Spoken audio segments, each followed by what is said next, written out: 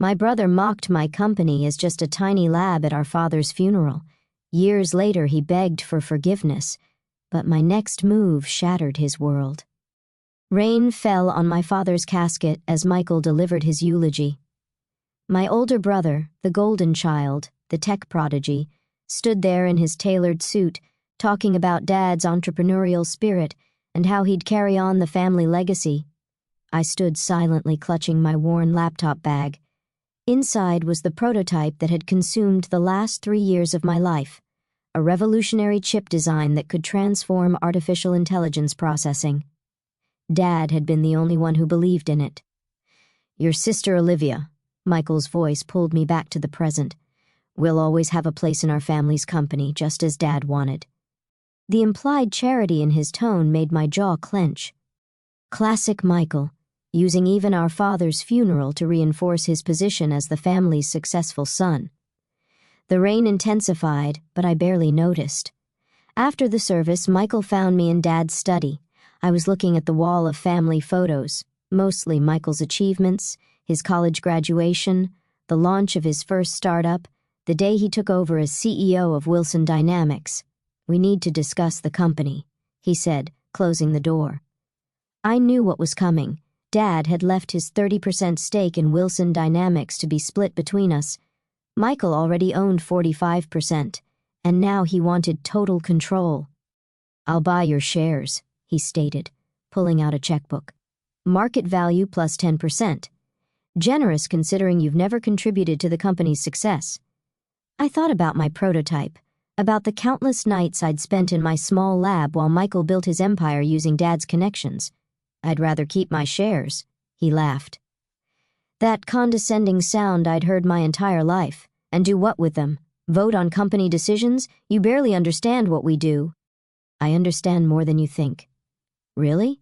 He perched on Dad's desk, radiating smug superiority. "Tell me, what exactly do you understand about running a tech company from your little garage lab? About managing hundreds of employees? About competing in the AI market?" The AI market, if he only knew. "I understand enough to keep my shares." His amusement turned to irritation. "Listen, Liv, you're my sister, and I'll always take care of you, but let's be realistic. You'll never make it in tech without me. Stay in your little lab, work on your hobby projects, leave the real business to people who know what they're doing." Something in me snapped. 10 years of condescension, of being the quirky younger sister who played with electronics while Michael became the tech industry star. "Is that what you really think? It's what I know." He stood straightening his suit.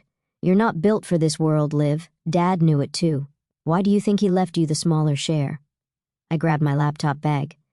"Maybe because he knew I didn't need it." Michael blocked my path. "What's that supposed to mean?" "It means I don't need your help, your money, or your approval." I met his eyes. "And someday you'll understand exactly how wrong you've been." "Is this about your little pet project?" He gestured to my bag. "That chip design you kept bothering Dad about? Wake up, Liv. If it was worth anything, don't you think someone would have noticed by now?" I smiled, remembering Dad's last words to me. "Patience, sweetheart. Let them underestimate you. It's your greatest advantage." "Someone did notice," I said quietly. "Dad noticed. He helped me file the patent 6 months ago." Michael's expression flickered. "Patent?" "International coverage. Core technology for AI processing architecture." I stepped around him. "But don't worry about it. It's just a hobby project, right?" "Wait." His voice had lost its condescension. "What exactly did you patent?" "Stay in your little lab," I quoted back to him. "Leave the real business to people who know what they're doing." I left him standing in Dad's study, surrounded by his own achievements, finally showing the first hint of uncertainty I'd ever seen in his expression. That night in my little lab, actually a sophisticated workspace I'd built in a converted warehouse, I reviewed the final prototype tests. The neural processing architecture I had developed wasn't just an improvement on existing technology, it was a fundamental reimagining of how AI systems could function. Dad had understood immediately while Michael focused on marketing existing tech. I'd been quietly revolutionizing the foundation of AI processing itself. The patents Dad helped me secure weren't just protective, they were potentially industry-changing, My phone buzzed. Michael, we should discuss your patents. Dinner tomorrow. I ignored it, focusing instead on an email from Jessica Martinez at the patent office. Final approval confirmed. Documentation complete. Another message from Michael. Whatever you're planning, remember who has the resources to actually bring products to market. I smiled, thinking about the meetings I had scheduled for next week. Venture capitalists, tech reviewers, potential partners, all arranged quietly over the past 6 months with Dad's guidance. Going to bed, Dr. Wilson? My assistant Sophie called from the lab entrance. She was the only other person who knew the full scope of what we'd developed. Almost done, I replied, making final adjustments to the presentation I'd be giving next week. Just refining some details. Your brother's company announced their new AI platform today, Sophie mentioned casually. They're calling it revolutionary. I nodded, unsurprised. Michael always announced products before they were ready, counting on his marketing team to bridge the gap between promise and reality. Should we be worried? Sophie asked. No. I closed my laptop, thinking about the technical specifications I'd seen in Wilson Dynamics' public filings. They're still using conventional architecture. They have no idea what's coming. That night, I dreamed about Dad. Not the sick man from the hospital, but the father who'd first taught me about electronics, who encouraged my curiosity while everyone else focused on Michael's more visible achievements. Your brother builds on the surface, he told me once. You build from the foundation up. Both have value, but foundations last longer. I woke to 30 messages from Michael, each more demanding than the last. He wanted meetings, explanations, cooperation. The confident dismissal from the funeral was gone, replaced by barely concealed anxiety. Opening my work email, I found meeting confirmations from 3 major tech companies. They'd seen the patent filings. They understood the implications.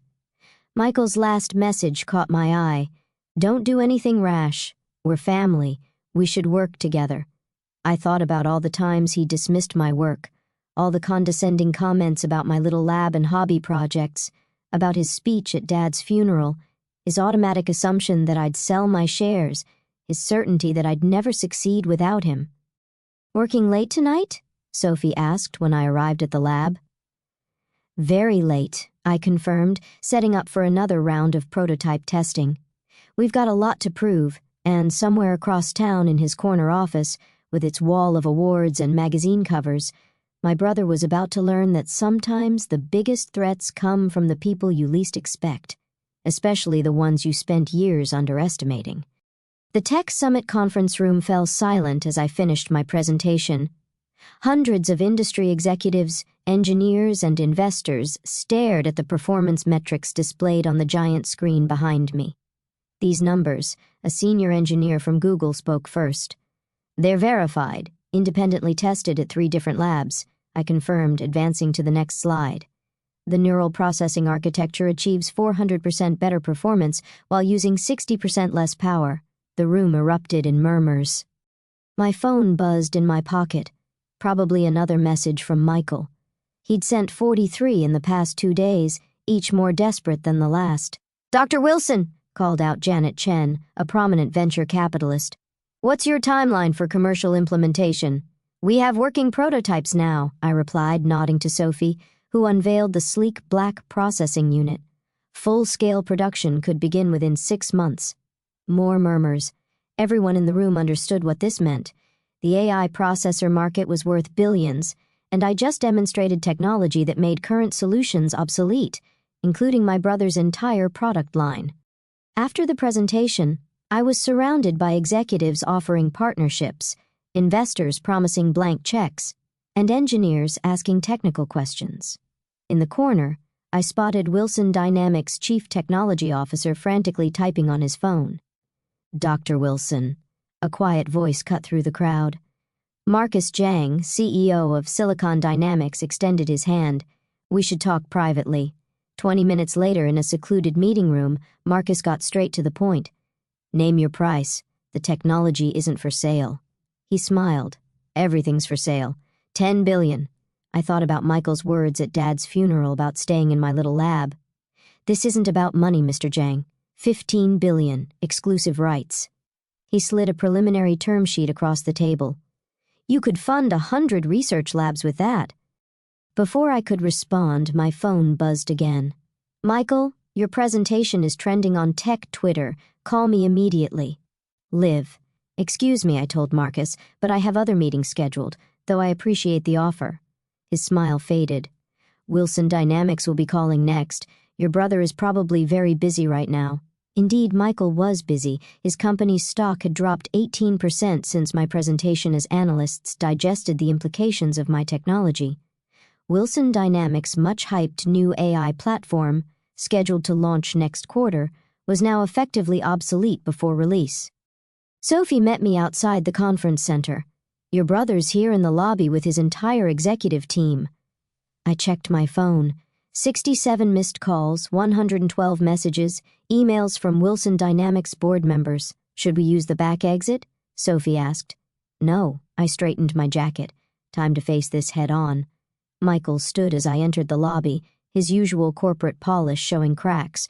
His CTO hovered nearby, clutching a tablet full of my technical specifications. We need to talk, Michael said, trying to sound authoritative but missing by a mile. I'm quite busy. Damn it, Liv. His composure cracked. Do you have any idea what you've done? Our stock is in free fall. Partners are calling about contract revisions. All because I couldn't what? I cut in. Succeed without you? Stay in my little lab? Leave the real business to people who know what they're doing? His face flushed. The executive team shifted uncomfortably. The patents, his CTO interjected. They're fundamental. We can't work around them. Every approach we've tried uses my architecture as a foundation, I finished. Yes, I know. Michael stepped closer, lowering his voice. What do you want? Want to license the patents? To sell them to, he swallowed, partner with Wilson Dynamics. I thought about the wall of his achievements in Dad's study, about a lifetime of condescension and dismissal. I have a meeting with Intel in 20 minutes, I said, checking my watch. Their CEO flew in personally. Intel, Michael's voice cracked. Liv, we're family. You can't, family. I laugh now. We're family? Not when you tried to buy my shares for pennies. Not when you mocked my work. Not when you used Dad's funeral to emphasize my supposed inadequacies. His executive team was openly staring now, seeing their invincible CEO stripped of his arrogance. At least talk to our board, he pleaded. They're meeting in emergency session tomorrow. Can't. I'm having lunch with Apple's acquisition team. I started walking toward the elevator, though I heard Silicon Dynamics made an interesting offer. Michael grabbed my arm. You would sell to our biggest competitor? I haven't decided to sell to anyone. I pulled free. But isn't this what you wanted, for me to learn about real business? The elevator arrived with a soft chime. Sophie held the door as I stepped in. Liv, please. Michael's voice had lost all its corporate authority. Everything I've built was built on assumptions, I finished as the doors began to close. About me, about my work, about who gets to decide what success looks like. The last thing I saw was my brother's face, a mix of desperation and dawning comprehension that his dismissive little sister now held the power to reshape the entire industry. The next week was a blur of meetings, demonstrations, and increasingly dramatic offers. Wilson Dynamics stock continued to fall as more technical details emerged. Analysts called my architecture a paradigm shift. Competitors circled my brother's company like sharks scenting blood. Your brother's board called again, Sophie reported one evening as I reviewed licensing proposals. They're discussing removing him as CEO. I nodded, unsurprised. Michael had staked everything on his AI platform launch. Now it was worthless before it even hit the market. There's also this. She handed me a magazine. The cover showed Michael and me at Dad's funeral, him at the podium, me in the rain. The headline read, Silicon Valley's Biggest Upset, How Wilson Dynamics Missed the Future in Their Own Family. They want to know your next move, Sophie added. Everyone's waiting. I looked at the prototype humming quietly on my workbench. Dad had been right. Foundations matter more than surface appearances. Their lawyer called too, Sophie continued. Apparently their preliminary analysis shows their entire product line might infringe on your patents. Might? Does infringe significantly. She paused. What are you going to do? I picked up my phone, looking at the dozens of missed calls from Michael. Each one a reversal of a lifetime of dismissal. Each one a recognition that the sister he'd underestimated now controlled his fate. "First," I said, "we're going to let them sweat a little longer." Then I smiled, thinking about all those years in my little lab while Michael built his empire on shifting sand. "Then, we're going to teach some people a very expensive lesson about underestimating the wrong person. Because sometimes success isn't about proving people wrong, it's about waiting until proving them wrong hurts the most." The Wilson Dynamics boardroom looked exactly as I remembered it from childhood visits with Dad. All mahogany and leather, designed to intimidate. But today, sitting at the head of the table while the board members waited nervously for me to speak, the room felt different. Maybe because my brother's usual seat was empty. "The patent infringement is comprehensive," Wilson Dynamics chief counsel explained, sliding a thick document across the table. "Our entire AI processing architecture relies on technology Dr. Wilson patented." Dr. Wilson, not Michael's sister or Ms. Wilson anymore. Amazing what a few $1 billion in market capitalization could do for one's professional courtesy. "To be clear," another board member spoke up, "without a licensing agreement, we can't ship any products. We'd lose every contract. The company would collapse," I finished. "Yes, I know." The room fell silent. Through the floor-to-ceiling windows, I could see Michael pacing in his office across the courtyard. He hadn't been invited to this meeting, a fact that must have been killing him. "We're prepared to offer significant compensation," the board chairman began. "Full market value plus—" "I've already received better offers," I interrupted. "Silicon Dynamics offered $15 billion for exclusive rights. Intel topped that yesterday. Apple called this morning." More silence. The chairman's face had gone pale. "But you haven't accepted any offers," the CFO observed carefully. "No, because—" I stood, walking to the windows. Michael had stopped pacing, staring directly at the boardroom. Even from this distance, I could feel the weight of his gaze. "Do you know what my brother said to me at our father's funeral?" I turned back to the board. "He said I'd never make it in tech without him, that I should stay in my little lab and leave the real business to people who know what they're doing." The board members shifted uncomfortably. They'd all been there that day, watching Michael dismiss me in front of everyone. "Here's my offer," I continued. "Wilson Dynamics gets a non-exclusive license to my patent portfolio. You pay market rate royalties just like everyone else will. No special treatment, no family discounts. But I'm not finished," I held up my hand. "The license is contingent on some management changes." Michael steps down as CEO. Immediately. The chairman leaned forward. "You want to take over?" "No," I smiled. "I want him to learn the same lesson Dad taught me. Success isn't about titles or corner offices. It's about understanding what you actually contribute." "And who would run the company?" "Sophie Martinez will be here in 10 minutes. She's managed my research team for 5 years. She understands both the technology and its business implications." I paused. "She also lacks any illusions about her own importance." As if on cue, my phone buzzed. "Sophie, ready when you are." "One more thing," I added. "The company establishes a new R&D division. Real research, not just product development, and it operates independently without interference from marketing or sales. You want to run it?" the chairman asked. "No, I want to choose who runs it, and I want it named after Dad." I met each board member's eyes. He always believed in building foundations, not just selling promises. The chairman glanced at the stock ticker displayed on the wall. "Wilson Dynamics down 40% since my patent announcement. How long do we have to decide?" "Intel's offer expires at midnight." I gathered my papers. "I suggest you choose quickly." Walking out, I stopped at Michael's office. He sat behind his desk, all his usual confident energy replaced by defeated stillness. "The board's voting now," I said from the doorway. "To accept your terms," his voice was hollow, "to replace me to save the company you nearly destroyed with your arrogance." He looked up sharply. "I built this company." "No," I cut in. "Dad built this company. You inherited it and coasted on his reputation while ignoring actual innovation. How long since your R&D team developed anything genuinely new?" His silence was answer enough. "You know what your problem is, Michael? You've spent so long being the star that you forgot how to recognize real talent. even when it was right in front of you. In my defense, he managed a weak smile. You hid it pretty well in that little lab of yours. No, you just never bothered to look. I turned to leave, then stopped. By the way, Sophie's taking over as CEO. Try to learn something from her. She understands what you never did. That true leadership is about building things, not just taking credit for them. And what will you do? He asked. Take Silicon Dynamics' offer? I'm launching my own company. The patents will be licensed to anyone who can actually use them to build something worthwhile. I met his eyes. Even Wilson Dynamics, under its new leadership. Liv, he called as I reached the door. I was wrong about you, about everything. I know. I smiled slightly. The question is, what are you going to do with that knowledge? The next month transformed the tech industry. My architecture became the new standard for AI processing.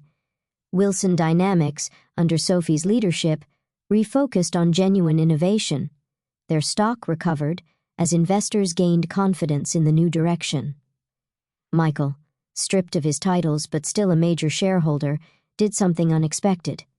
He went back to school, taking engineering courses to understand the technology he'd spent years marketing but never really comprehended. My new company, housed in the same little lab where I developed the original patents, quickly became a hub for genuine innovation. We focused on foundations, just as Dad had taught me, letting others handle the marketing and sales. 1 year after my Tech Summit presentation, I received a package from Michael.